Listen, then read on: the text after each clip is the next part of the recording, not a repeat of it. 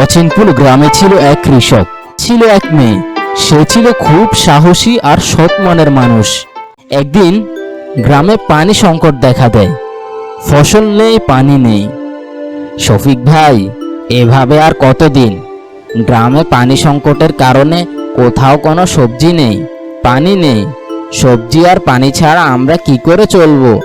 এতদিন তো পাশের গ্রাম থেকে কয়েকদিন চললাম, এখন আমরা কি করব?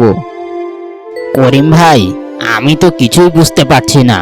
গ্রামে এমন সংকট দেখা দিয়েছে, পানির কারণে তো কোথাও কোনো সবজি করা যাচ্ছে না। আর সবজির জন্য ঘরে আমাদের বউ ছেলে মেয়ে না খেয়ে মারা যাবে। আর তো কোনো উপায়ও দেখছি না, ঘরে এক ফোঁটা জলও নেই। কি করব ভাই, আর তো কোনো উপায় দেখছি না। কি যে করি? হে উপরওয়ালা, তুমি আমাদের সাহায্য করো। চিন্তা করো না ভাই, কিছু একটা ব্যবস্থা হয়ে যাবে। ঠিক আছে ভাই, আমি বরং গিয়ে দেখি কোনো কিছু পাই কি না। ঘরে তো বউ মেয়েকে বলে আসলাম, খাবার নিতে এসেছি। পাশের গ্রামে তো কিছুই পেলাম না। এখন যাই, অন্য কোথাও গিয়ে দেখি কোনো ব্যবস্থা করতে পারে কিনা। ঠিক আছে ভাই, যাও, আমিও যাই। ঘরে বউ মেয়ে অপেক্ষা করছে।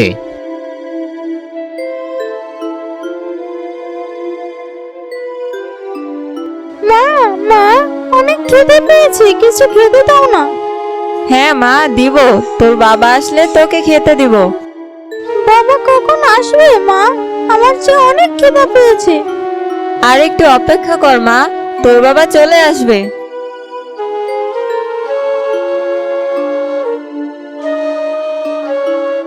মা, বাবা চলে এসেছে। হ্যাঁ গো, তুমি চলে এসেছো। কিছু কি ব্যবস্থা করতে পারলে? আমার মেয়েটা যে অনেকক্ষণ ধরে খিদের জ্বালায় না খেতে পেয়ে ছটফট করছে। না গো গিন্নি, কিছুই তো করতে পারলাম না। সবার তো একই অবস্থা। করিম ভাইয়ের সাথে দেখা হলো, উনি বলল পাশের গ্রাম থেকেও কোনো সাহায্য দিচ্ছে না, সবজি আনতে পারা যাচ্ছে না। এখন আমরা কি করব গিন্নি? আমাদের যে না খেতে পেয়ে মরতে হবে। এখন আমাদের কি হবে? ঘরে তো আর জলও নেই, কি দিয়ে রান্না করব? আর ঘরে তো কোনো কিছুই নেই। না গিন্নি, আমি তো কিছু করতে পারলাম না। বাইরে গিয়ে দেখলাম, কোথাও কোনো ব্যবস্থা করতে পারলাম না। কোথাও তো কোনো কিছুই নেই। এখন আমাদের কি হবে? আমাদের মেয়েটাকে কি খেতে দিব? তুমি চিন্তা করো না বউ, ওপরওয়ালা কাউকে না খাইয়ে রাখেন না। কোনো একটা ব্যবস্থা ঠিক হয়ে যাবে। মা, আমরা কি আর খেতে পারবো না? আমার তো খুব ক্ষুধা পেয়েছে। খাবি মা, একটু ধৈর্য ধর। উপরওয়ালার উপর ভরসা রাখ মা, উনি আমাদের না খাইয়ে রাখবেন না। একটু সহ্য কর। দেখেছো গিন্নি, এসব কি আর সহ্য করা যায়? আমার মাথা কাজ করছে না। আমি বরং গেলাম, বাইরে গিয়ে দেখি কারো কাছে কিছু পাই কিনা। মা, আমি বাইরে গেলাম। কোথায় যাচ্ছিস মা? কোথাও না মা, বাইরে খেলতে যাব। জল, জল, কেউ আমাকে একটু জল দাও। কে এমন পিপাসায় ছটফট করছে? কি হয়েছে বুড়িমা? তুমি এখানে কি করছো? তোমার কি খুব পিপাসা পেয়েছে বুড়িমা? আমার খুব পিপাসা পেয়েছে, আমায় একটু জল দেবে মা? ঠিক আছে বুড়িমা, আমি তোমাকে জল এনে দেব, তুমি চিন্তা করো না। কিন্তু বাচ্চা, এই গ্রামে তো কোথাও জল নেই, তুই আমাকে জল কোথা থেকে এনে দিবি? তুমি চিন্তা করো না বুড়িমা, আমি তোমাকে যেভাবে হোক জল এনে দেব। ঠিক আছে বাচ্চা। ঠিক আছে বুড়িমা, তুমি থাকো, আমি গেলাম।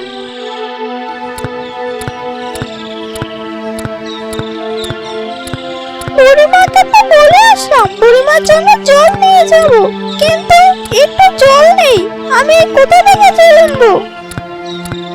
আরে, ওই তো একটা আপেল, আর সাথে এটা কি? এ তো মনে হচ্ছে একটা কলসি। যাই তো, গিয়ে দেখি এর ভিতরে কি আছে।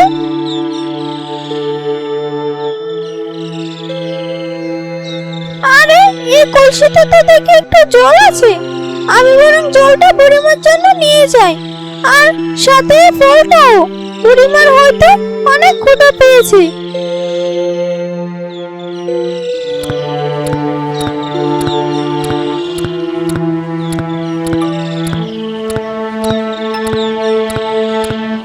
বুড়িমা, বুড়িমা, তোমার জন্য জল নিয়ে এসেছি। বাছা, তুই এসেছিস? হ্যাঁ বুড়িমা, আমি তোমার জন্য জল নিয়ে এসেছি, আর সাথে এই ফলটাও। নাও বুড়িমা।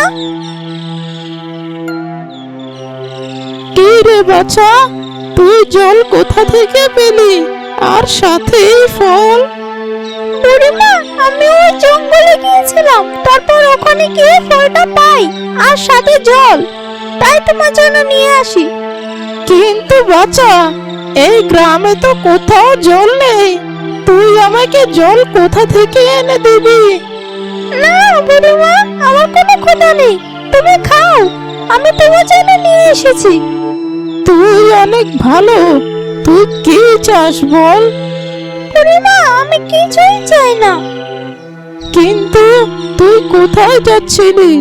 আমার জন্য তো তোর সময় নষ্ট হলো। না বুড়িমা, তুমি এসব কি বলছো? তোমার জন্য আমার সময় নষ্ট হবে কেন? আমি তো তোমার নাতনির মতো, তুমি খাও। কিন্তু বাছা, তুই কোথায় যাচ্ছিলি? বুড়িমা, তুমি তো জানো আমাদের গ্রামে কোথাও জল নেই, আর জল না থাকার কারণে কোথাও কোনো সবজি হচ্ছে না, সবাই অনেক ক্ষুধায় ভুগছে। আমি এজন্য ঘুরে বেড়াচ্ছিলাম কোনো কিছু ব্যবস্থা হয় কিনা। কিন্তু এভাবে আর কতদিন, আর কতদিন এভাবে না চেয়ে থাকবে সবাই? তুই যদি চাস, আমি তোকে সাহায্য করতে পারি। কিন্তু বুড়িমা, তুমি আমাকে কিভাবে সাহায্য করবে? ওই জঙ্গলপুরে একটা কাক থাকে, আর সেই কাক বছরে একবার কথা বলে। সে সব কাজের সমাধান জানে, কিন্তু কখনো কথা বলে না, শুধু একবারই কথা বলে, একটাই কথা বলবে সে।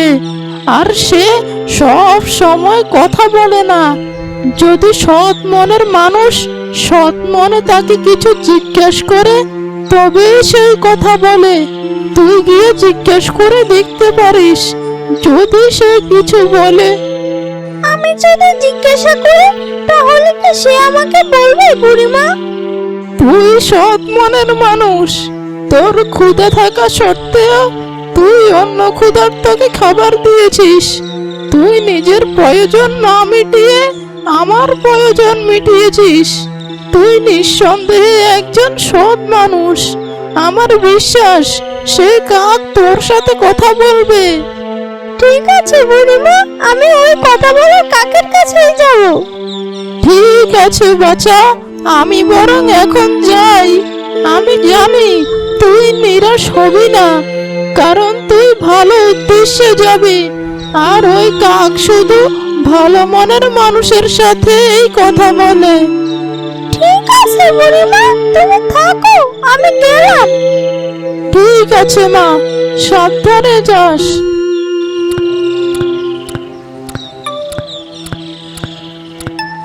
আমি তো ওই কথা বলা কাকে খুঁজে পাচ্ছি না। আর কতটুকু? বুড়িমা যে বলে দিল, আমি তো চলে আসলাম। আর কই গেলে পাবো? আরে ওই তো দেখছি একটা কাক। বুড়িমা যে কাকের কথা বলেছিল ওইটাই কি সে কাক? কথা বলা কাক? এই কাক, তুমি কি সেই কথা বলা কাক? তুমি কি আমার সাথে কথা বলবে? তুমি কি আমাকে আমার সমাধান দিতে পারবে, যে কারণে আমি এখানে এসেছি? এটা তো সেই কথা বলা কাক না, তবে কি আমি আমার সমাধান খুঁজে পাবো না? আমি কি গ্রামের সবাই সাহায্য করতে পারবো না? উপরওয়ালা, তুমি আমার সহায় হও, আমাকে সাহায্য করো। আমি বরং আরেকটা দেখি। মতো বলেছে উপরওয়ালা কাউকে নিরাশ করেন না। আমার বিশ্বাস উনি আমাকে নিরাশ করবেন না।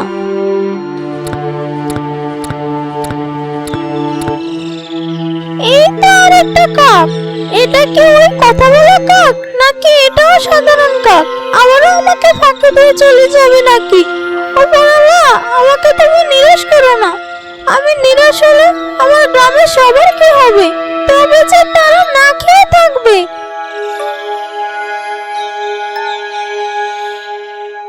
হে ওপরওয়ালা, তুমি আমার সাথে কোন দোষের পরীক্ষা নিচ্ছ? আর পারছি না, আমাকে একটা সমাধান দাও। না হলে যে আমি আমার পরিবার আর গ্রামের কষ্ট দেখতে পাচ্ছি না।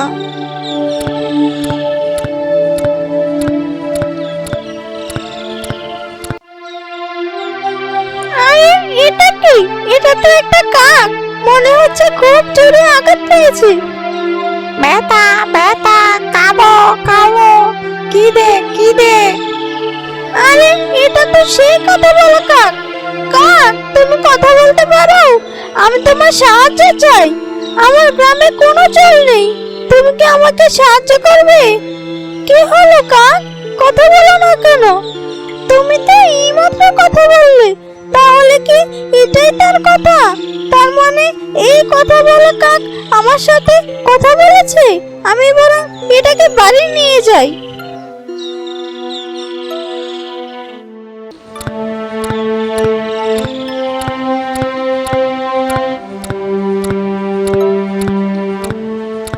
কিরে মা, কই ছিলে সারাদিন? সারাদিন তো কিছুই খাসনি। মা, মা, দেখো দেখো কি নিয়ে এসেছি। কি নিয়ে এসেছিস তুই? এটা তো কাক। কাক দিয়ে তুই কি করবি? কাক নিয়ে এসেছিস কোত্থেকে? মা, এই কাকটা জঙ্গলে পেয়েছি। এই কাকটা অনেক আঘাত পেয়েছে, এখনো রক্ত বেরোচ্ছে। আমি এই কাকটাকে নিয়ে এসেছি সুস্থ করার জন্য। ঠিক আছে মা, তুই কাকটাকে ঘরে নিয়ে চল।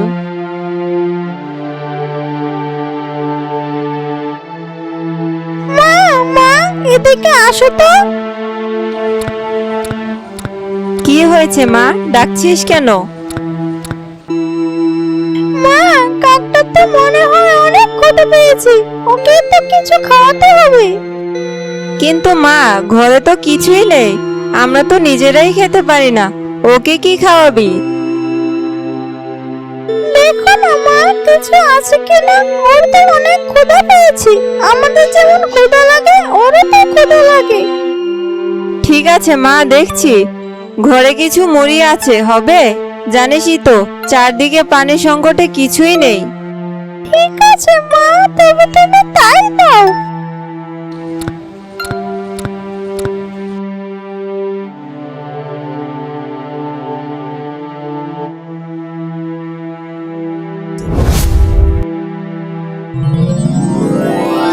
আরে, এ আমি কি দেখছি?